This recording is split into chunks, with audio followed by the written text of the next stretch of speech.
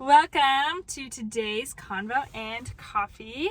You have joined me in my lovely car. If you are a car person, give me a woo woo. And if not, too bad. Look at this. Look how clean these carpets are. I spent like 2 hours the other day scrubbing the carpets, lysoling everything, cleaning the windows. It was very satisfying. Anyways, you're not here to talk about my car. You're here because we have started a series called Jesus 24/7. If you didn't know, there are 24 hours in a day and there are 7 days in a week. And so that just means Jesus all the time. Okay, perfect. Glad you got that. If you didn't, write it down, rewind it, rewatch it. Okay, so Jesus 24/7. And today's topic is Jesus and my relationships. So that could mean your friends, that could mean your family, that could mean your dating relationships or your marriage, any of that jazz. Jesus and my relationships. Oh, so exciting. So I just want to drop a few things in here. How does Jesus 24/7 all the time have to do with my relationships? Well, Jesus and the effects of what he did on the cross and his grace and his love are now supposed to intertwine and interact with everything in our lives. There is no more separation because of Jesus and him coming down, that we can be in relationship with God and we can pray and talk to him and hang out with him all of the time. And the cool thing about Jesus is he wants to interact in your relationships. He wants to be involved with your friends. He wants to be involved in your marriages and your dating relationships. Jesus just wants to be there. He wants to be present. He wants to be ingrained in who you are and involved in your life, which is so cool that Jesus cares not just about our walk with him, but he cares about us so much that the people around us also mean something to him.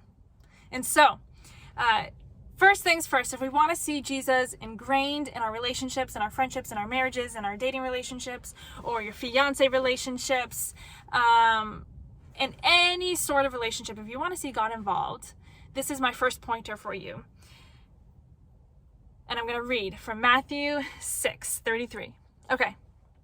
But seek first the kingdom of God and his righteousness, and all of these things will be added to you.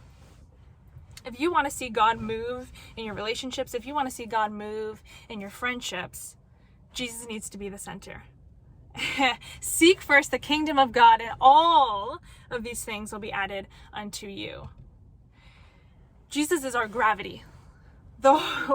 When we seek first the kingdom of God, all of the other stuff will move into position, just like the sun and the planets, and just go around and go around. Everything else will fall into place the way it's supposed to when we seek God first. So if you haven't sought God this morning, pause this video, go and spend some time with him, and then come back and watch it and learn how else God can be into our relationships. But spend time with God. He is your first priority. No person, no friend, no marriage, no dating relationship, nothing can complete you. Only God can. So I would encourage you to continue to put Jesus first. Put him at the center, because he is your gravity. He is your source of life. Second, is we need community.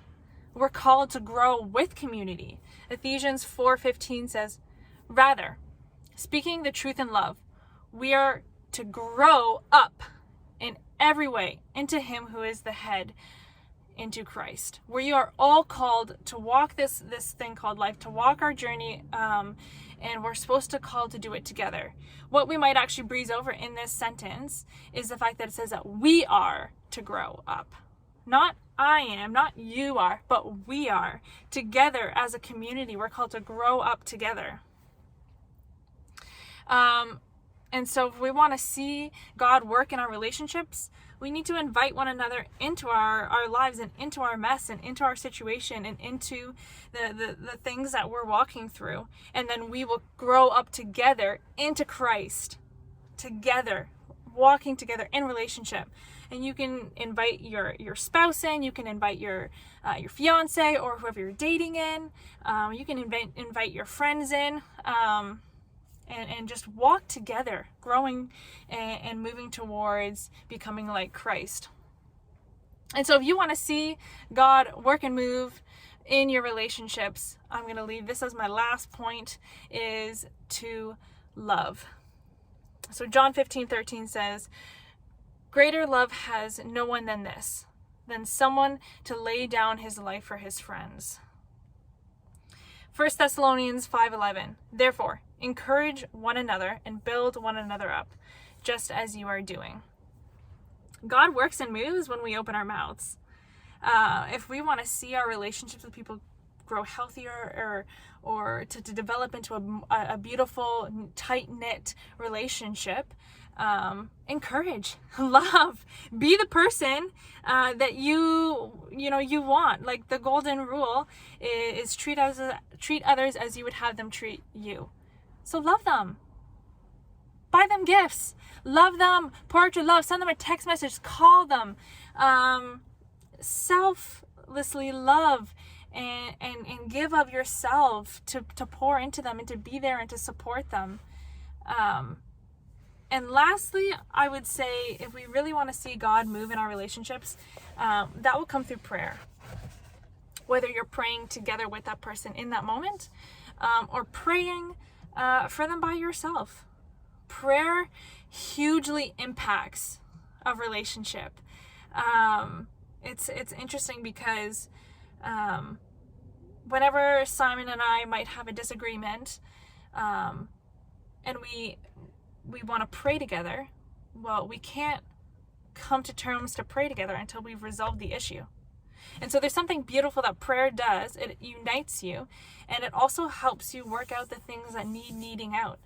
And prayer is powerful, and it impacts. There have been so many seasons that I have cried out to God and said, God, I need somebody in my corner. I need someone. I feel like I have nobody. And, I've spent months praying that prayer, close to over a year praying that prayer. And then God gave me the best friend that I needed, somebody to support and to love and to care. And in order to keep that relationship going and to keep God in that relationship, I prayed for them. I loved them. I continued to keep God at the center and to continue to refresh me into His will. And so I would just encourage you, if you want to see God work and move in your relationships, or you don't, but I'm going to pray that God would transform your heart to want that. Because there's nothing that God can't touch or move or work and that won't come out better later. And so I would just encourage you to dive in, put God at the center, to love one another and to work and to invite people in, and then to love and to pray for them. So this was the third episode, I believe, of Jesus 24/7. Jesus wants to be in your relationships. He wants to be in your marriages. He wants to be in your friendships.